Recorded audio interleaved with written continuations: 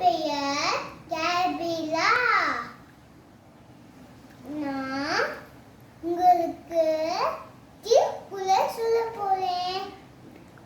திருக்குறள்னா திருவள்ளுவர். திருவள்ளுவர் தான் எழுதுனாங்களா?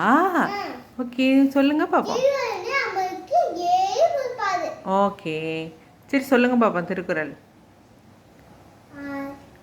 திருக்குறள் ஆதி பகவ அகர முல்லல எழுத்தெல்லாம் ஆதி பகவன் முதற்றே குறக்கு.